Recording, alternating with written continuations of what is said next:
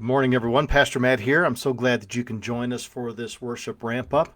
Again, this is something we started during the COVID season just to kind of give everybody not only a way to find out a little bit more about what our worship services are going to be like, but honestly, for me personally, it's just a way to warm my voice up. Although this morning, the only thing that I'll be doing will be teaching the youth this morning.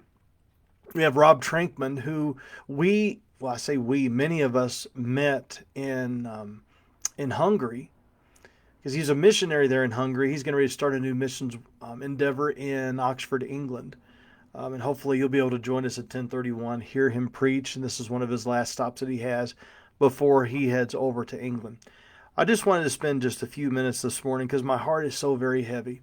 So many things have just been coming to my attention through social media and otherwise about and it just really is making me ask the question, what in the world is going on in our churches?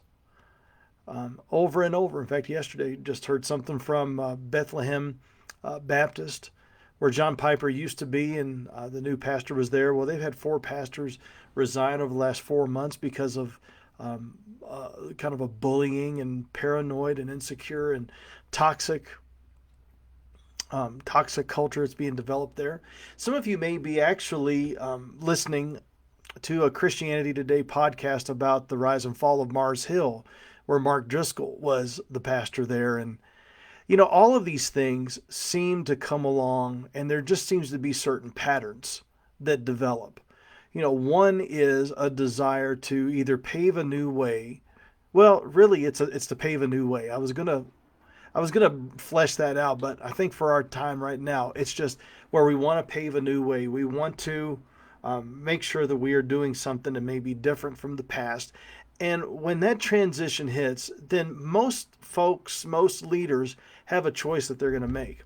They're either going to shepherd their flock through it and may take it a little slower, but understanding where the flock is, where the flock is coming from, what the flock is dealing with, being able to field some of the critiques and the criticisms and the issues and the fear that may come about. Or they can say, you know what, this is the way we're going to go. It's my way or the highway. And if you're not for it, then why don't you just go to a church up the road that's more your speed? And I think while there may need to be a little aspect of that, especially if that's dealing with the gospel and dealing with what the scriptures are saying, yes. But I was very grateful to read Jared C. Wilson's book, The Gospel Driven Ministry.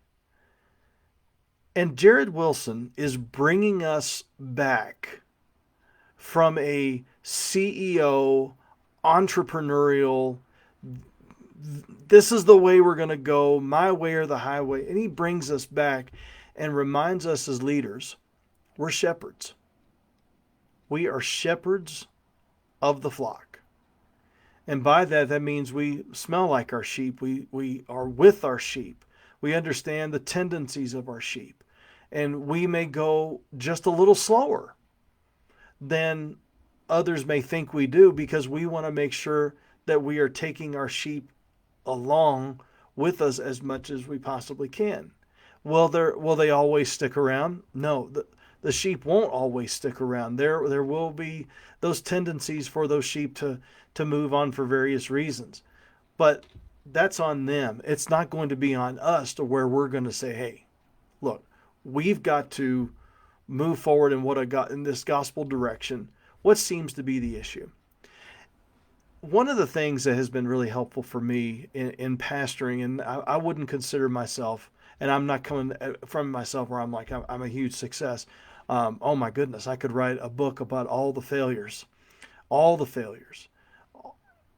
But one of the things that I do know is that when people come and they have some sort of concern or critique, it's usually not about the thing that they're talking about. There's usually what we call around the office a thing beneath a thing, meaning that there may be something that they're articulating, but there is something beneath that that is fueling that.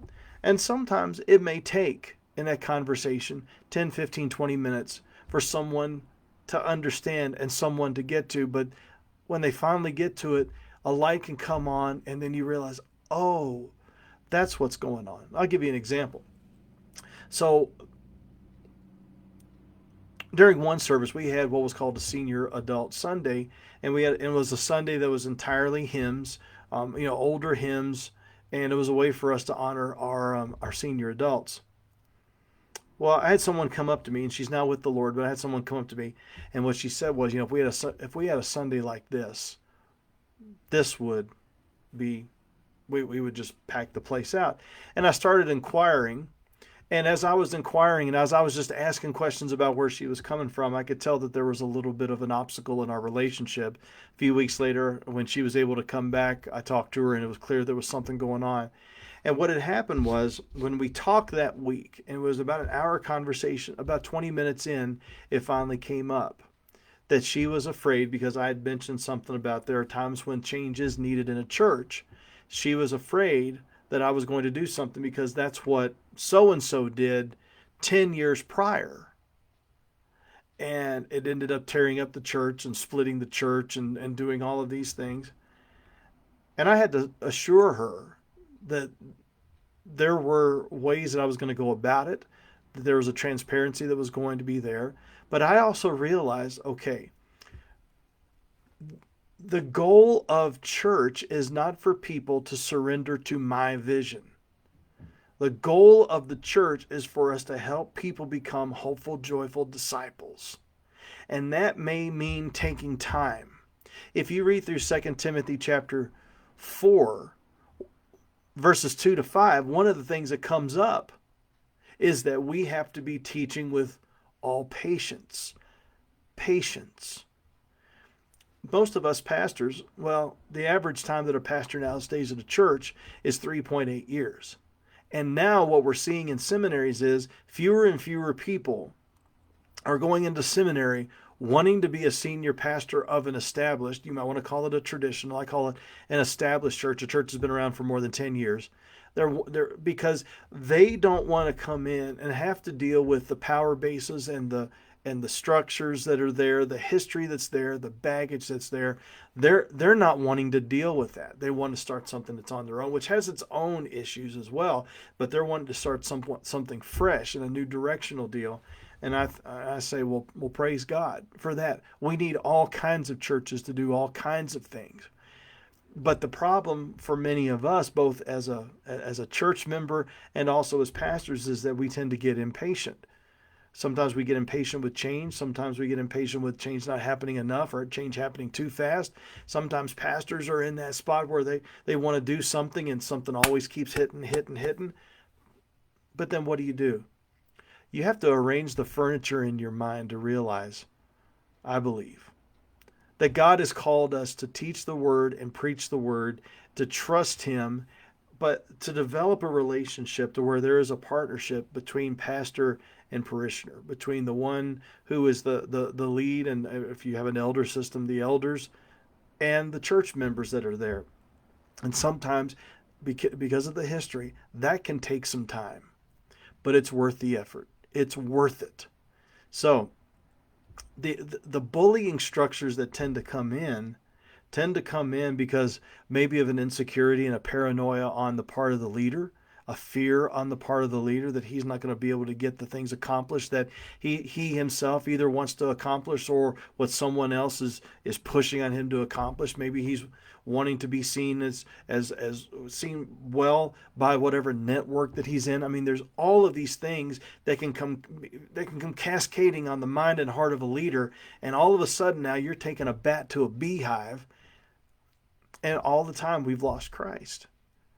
It's his church. He will build it.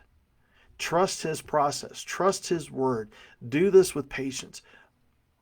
Rely on the Spirit and be ready to move when he says move, to hold up when he says hold up.